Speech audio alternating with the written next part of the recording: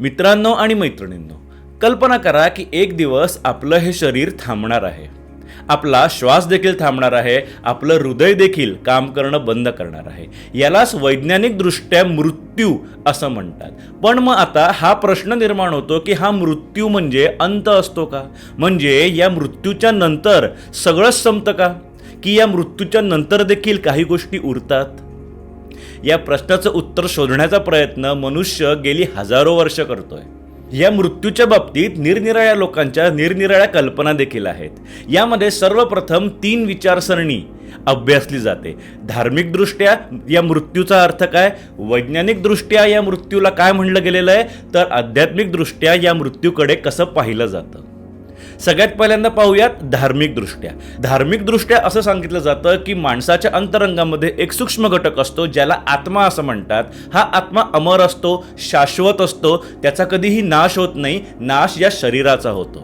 जेव्हा हा सूक्ष्म घटक हा आत्मा शरीराचा त्याग करतो, शरीरामधून बाहेर येतो, शरीराला सोडून देतो, तेव्हा त्या शरीराचा मृत्यू झालाय असं म्हणलं जातं. शरीरातून बाहेर आल्यानंतर हा आत्मा म्हणजे शरीराच्या मृत्यूनंतर हा आत्मा एक वेगळं शरीर धारण करतो, ज्याला आत्म्याचा पुनर्जन्म झालाय असं म्हणतात. त्याचबरोबर या बाबतीमध्ये धार्मिकदृष्ट्या एक वेगळी थिअरी देखील सांगण्यात येते. ती म्हणजे शरीराचा मृत्यू झाल्यानंतर म्हणजेच या आत्म्याने किंवा सूक्ष्म घटकाने शरीराचा त्याग केला असता तो आत्मा एका वेगळ्या प्रांतामध्ये अस्तित्वात राहतो.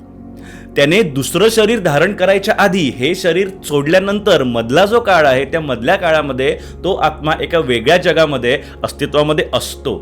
त्या वेगळ्या जगाचं देखील अस्तित्व धार्मिकदृष्ट्या मानलं गेलेलं आहे. थोडक्यात धार्मिकदृष्ट्या शरीर मरतं पण आत्मा मरत नाही. आत्मा अमर असतो, तो शाश्वत असतो, तो कायम अस्तित्वात राहतो. त्याचबरोबर आपण हे देखील लक्षात ठेवणं गरजेचं आहे की ही सगळी थिअरी तेव्हा मांडता येते जेव्हा आपण सर्वप्रथम आत्म्याचं अस्तित्व मान्य करतो, त्याचबरोबर तो आत्मा शाश्वत किंवा अमर आहे हे देखील गृहीत धरतो. जोपर्यंत आपण आत्म्याचं अस्तित्व किंवा आत्म्याचं अमरत्व गृहीत धरत नाही तोपर्यंत ही थिअरी उभी राहत नाही. आता या मृत्यूचा प्रश्न जेव्हा वैज्ञानिक दृष्टिकोनातून सोडवण्याचा प्रयत्न केला जातो तेव्हा एक गोष्ट लक्षामध्ये येते की विज्ञानामध्ये आत्मा ही संकल्पना मानलेली नाही. आत्मा हे गृहीतक विज्ञानाने गृहीत धरलेलं नाही, पण विज्ञानाने चेतना नावाची गोष्ट गृहीत धरलेली आहे. मानवी शरीरामध्ये चेतना आहे. ती चेतना जोपर्यंत शरीरामध्ये असते तोपर्यंत शरीर जिवंत असतं असं म्हणलं जातं. तर जेव्हा ती चेतना नष्ट होते तेव्हा त्या शरीराचा मृत्यू झालाय असं मानलं जातं. पण या चेतनेबद्दल विज्ञानाचं मत असं आहे की चेतना ही आपल्या मेंदूची निर्मिती आहे. चेतना ही मेंदूची प्रक्रिया आहे असं विज्ञान मानतं आणि त्यामुळे जेव्हा हे शरीर किंवा हा मेंदू नष्ट होतो तेव्हा त्याच्याबरोबरच चेतना देखील नष्ट होते असं विज्ञान मानतं. आता या सगळ्याकडे आध्यात्मिक दृष्टिकोनातून पाहिलं असता काय मिळतं ते एकदा पाहूयात.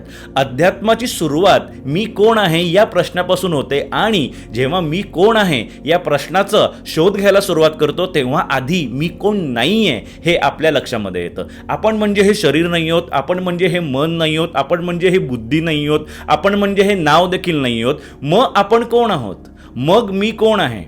याच्या आधीच्या काही व्हिडिओमध्ये आपण हे पाहिलेलं आहे की मी कोण आहे हा प्रश्न मनुष्याच्या मनामध्ये का आला.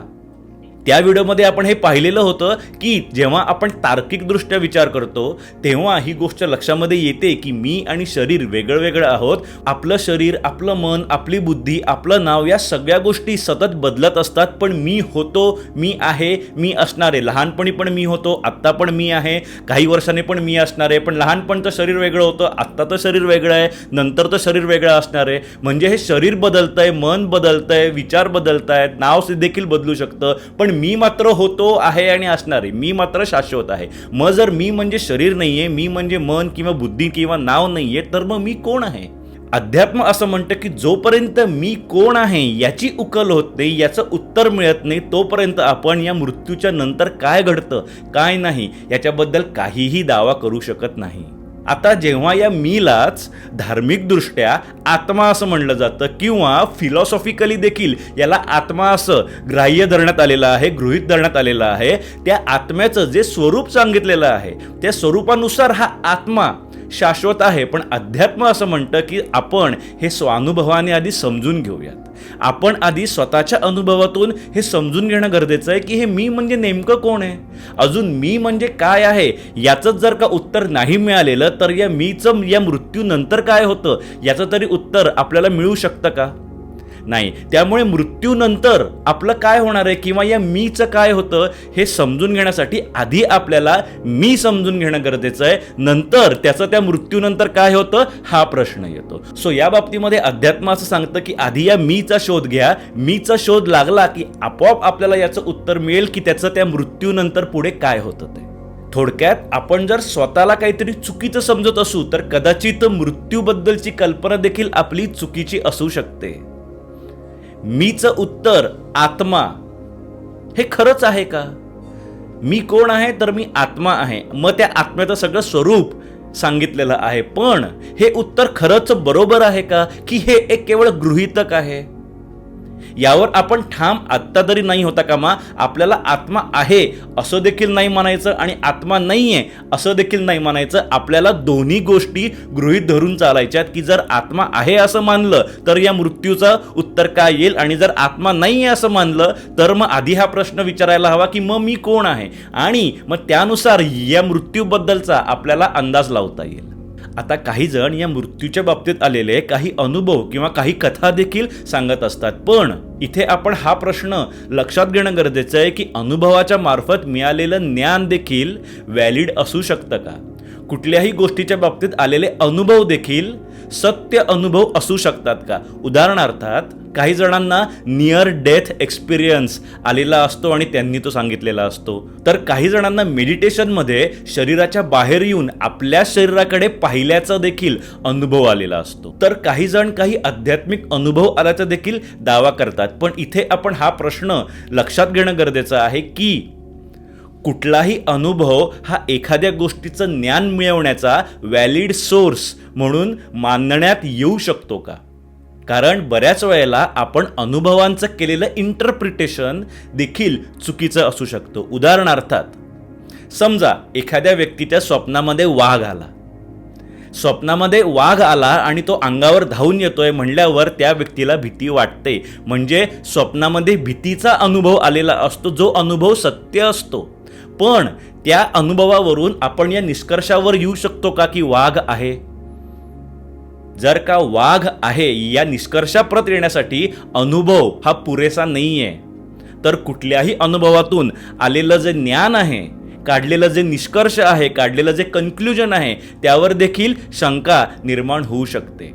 थोडक्यात आपल्याला एखादा अनुभव आलाय म्हणजे त्यावरून आपण मिळवलेलं ज्ञान दरवेळेला व्हॅलिडच असेल याची शाश्वती नाही. अनेकांना या मृत्यूबद्दल जे अनुभव येतात त्यावरून मग ते त्या मृत्यूबद्दलचे वेगळे वेगळे तर्क सांगत असतात, वेगळे वेगळे दावे करत असतात की हा मृत्यू असा आहे, या मृत्यूनंतर असं होतं. मेडिटेशनमध्ये मी शरीरातून बाहेरून माझ्या शरीराकडे पाहत होतो, याचा अर्थ असा होतो की शरीराशिवाय देखील मी म्हणजे तो आत्मा राहू शकतो, म्हणजे शरीराचा नाश झाल्यावर देखील तो आत्मा अस्तित्वामध्ये असतो.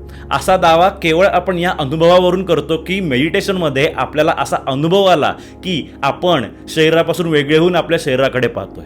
अशा अनेक अनुभवांमधून असे अनेक दावे अनेक जण करत असतात. पण इथे आपण एक गोष्ट लक्षात ठेवायला हवी की असे अनुभव कदाचित आपल्या मेंदूनेच निर्माण केलेले असू शकतात, आपल्या या मनाने सुद्धा निर्माण केलेले असण्याची शक्यता असू शकते.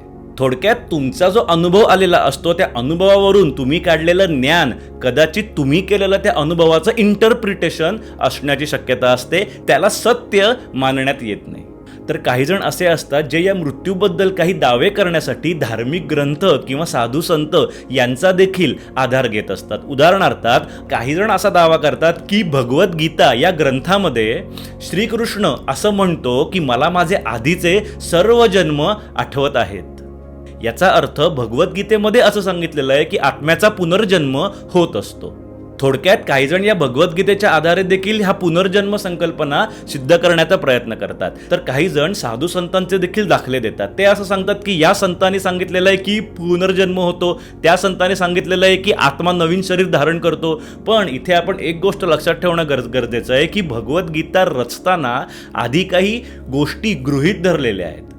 म्हणजे भगवद्गीता तयार करतानाच, भगवद्गीता लिहिली जातानाच आधी हे गृहीतच धरून ती भगवद्गीता लिहिलेली आहे की आत्मा आहे, आत्मा शाश्वत आहे, आत्मा अमर आहे, श्रीकृष्ण हा देव होता. या सगळ्या गोष्टी तुम्ही आधी गृहीत धरा आणि त्यानुसार मग जर का तुम्ही ती भगवद्गीता वाचलीत तर कदाचित तुम्हाला त्यातल्या गोष्टी सत्य वाटतील सुद्धा. पण जर अजून मुळात आत्मा आहे की नाही, जर आहे तर तो शाश्वत आहे का, अमर आहे का, खरंच देव नावाची कुठली संकल्पना आहे का, याच गोष्टी जर अजून सिद्ध नाही झालेल्या तर या गृहीतकांवर तयार केलेली भगवद्गीता आपल्याला सत्याचं व्हॅलिड सोर्स म्हणून मानता येईल का? हा प्रश्न आपण स्वतःला विचारायला हवा. शेवटी हा श्रद्धेचा देखील विषय आहे. काही जणांची त्यावर श्रद्धा असते, केवळ त्यासाठी ते त्यामधील सांगितलेले सगळे उपदेश सत्य मानतात. त्याचबरोबर साधू संतांच्या बाबतीमध्ये देखील आपण हा विचार करणं गरजेचं आहे की कदाचित त्या संतांवर त्या भगवद्गीतेचाच इन्फ्लुएन्स असेल आणि त्यामुळे भगवद्गीतेमध्ये सांगितलंय म्हणून ते संत देखील असे दावे करत असतील. थोडक्यात या मृत्यूचं नेमकं स्वरूप कसं आहे हे समजून घेण्यासाठी आपण ना या धार्मिक ग्रंथांवर अवलंबून राहू शकतो, ना आपण कुठल्याही संतांनी सांगितलेल्या गोष्टींवर अवलंबून राहू शकतो. जर का अध्यात्माच्या दृष्टीने विचार केला तर या मृत्यूला ओळखण्याच्या आधी आपल्याला मी कोण आहे, हा मी काय आहे हे समजून घेणं गरजेचं आहे. तेव्हाच आपल्याला मग त्या मृत्यूचं देखील ज्ञान होऊ शकतं, तोपर्यंत नाही होऊ शकत. माणसाला या मृत्यूची भीती का वाटते याचा देखील विचार करणं गरजेचं आहे. माणसाला या मृत्यूची भीती वाटते कारण त्याला आपली ओळख संपण्याची भीती असते, त्याला आपलं अस्तित्व गमावून बसण्याची भीती असते. त्याचबरोबर कदाचित हा मृत्यू म्हणजे काहीतरी अज्ञात जग आहे, या अज्ञात जगाची देखील त्याला भीती वाटत असते आणि त्यामुळे कदाचित त्याला या मृत्यूची देखील भीती वाटते. पण कदाचित तो स्वतःचं स्वरूप काहीतरी वेगळं समजतोय आणि म्हणून देखील त्याला या मृत्यूची भीती असू शकते. थोडक्यात जेव्हा मी कोण आहे या प्रश्नाचं आपल्याला उत्तर मिळतं, जेव्हा आपण स्वानुभवाने हा मी समजून घेतो, तेव्हा कदाचित या मृत्यूची देखील भीती वाटणं बंद होऊ शकतं. या मृत्यूबद्दल हजारो सिद्धांत आजपर्यंत या जगामध्ये मांडण्यात आलेले आहेत. काही जण म्हणतात की हा आत्मा अमर आहे, तर काही जण म्हणतात की हा मृत्यू म्हणजे सगळ्याचा शेवट असतो. पण खरा प्रश्न आपण हा विचारायला हवा की मी कोण आहे.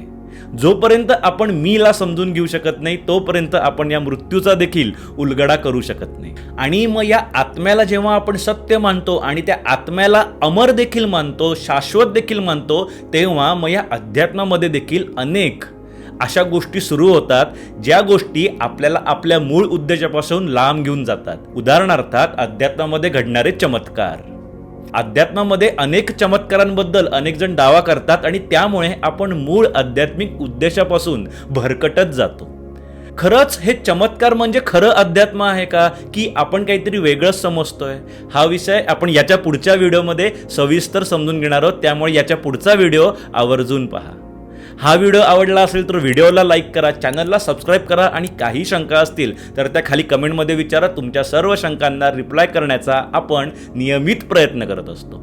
त्याचबरोबर आपला मेडिटेशनचा कोर्स आहे, त्या कोर्सची देखील जर तुम्हाला माहिती हवी असेल तर या व्हिडिओच्या डिस्क्रिप्शनमध्ये एक लिंक आहे, त्या लिंकवर आपल्या कोर्सची सर्व माहिती उपलब्ध आहे. आयुष्य सुंदर आहे, आपल्याला अजून सुंदर बनवायचं आहे आणि त्यासाठी मेडिटेशन करणं गरजेचं आहे. सो मेडिटेशन करत राहा. Rakesh Deshpande signing off.